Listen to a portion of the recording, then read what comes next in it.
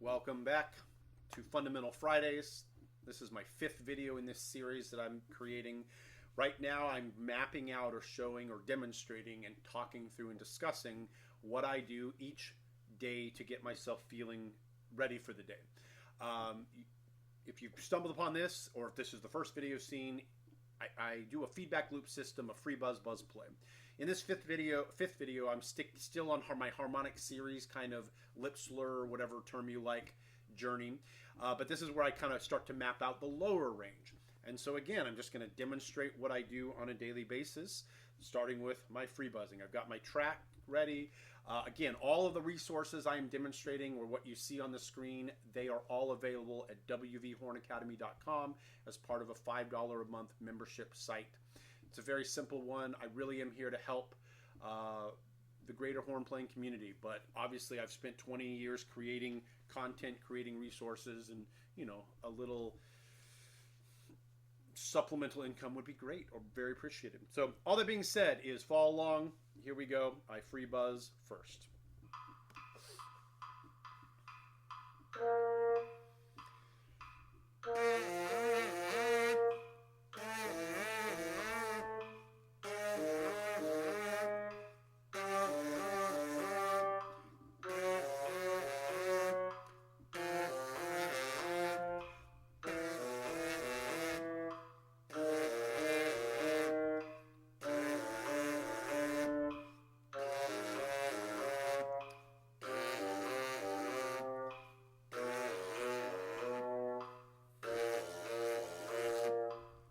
Back it up. All right, mouthpiece. Put it on the mouthpiece.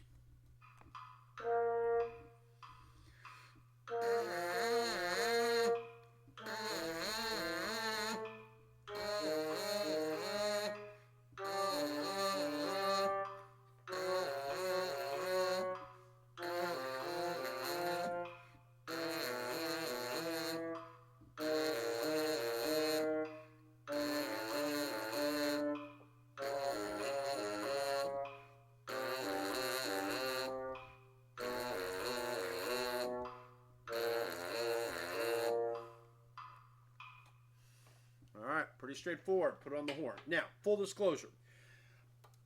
For myself, I mean, my low range is my weaker range, but it's not that it's weak. It's just that, like, I recognize... Actually, I'll demonstrate first, and then I will kind of go off on the tangent I'm about to do, because I think this is an important part of understanding the difficulty of the horn.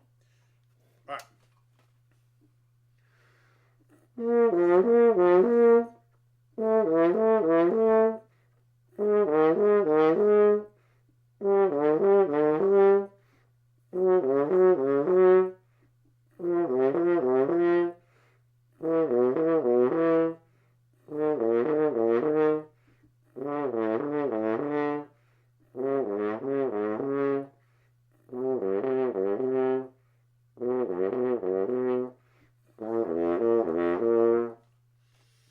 What I was trying to say is this.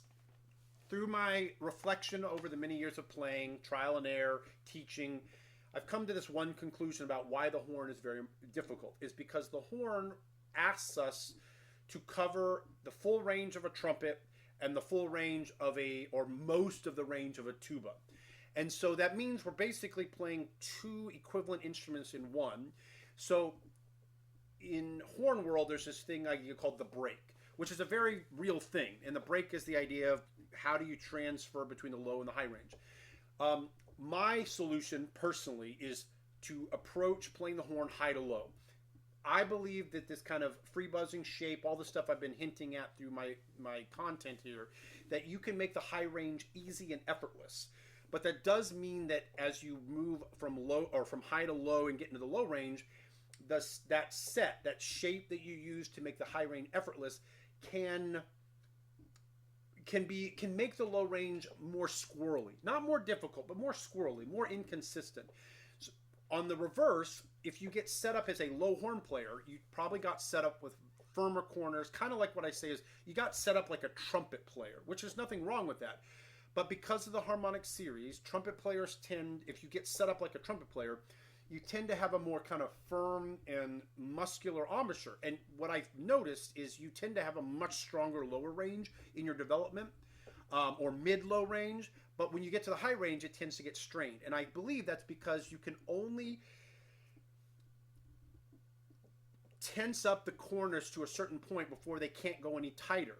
And that goes back to my some analogy I've been using about the balanced embouchure. So the point I was trying to make is, for me personally, because of the way I've chosen to set up my embouchure, I will fully admit that my weakest, and I say that again, tongue-in-cheek, loosely, because I can play the low range no problem, but the squirreliest range I have can be the low range. I don't have that like bass trombone power I'd probably like to have. But I recognize if I wanted to find that bass trombone power, I'd have to fundamentally change my embouchure, I think. And so I choose to just recognize that my low range tends to be this, again, I use that word, squirreliest of my ranges, but I can do it. I mean, you just heard it. All that being said is just understand that what I am trying to do in these videos and just in my life mission purpose is to help more and more young horn players understand how the horn works, give you tips and tricks or fundamental demonstrations on how you can improve. And that's the goal. So hopefully that was helpful. That's why I wanted to demonstrate and say that. With that being said, see you in the next video.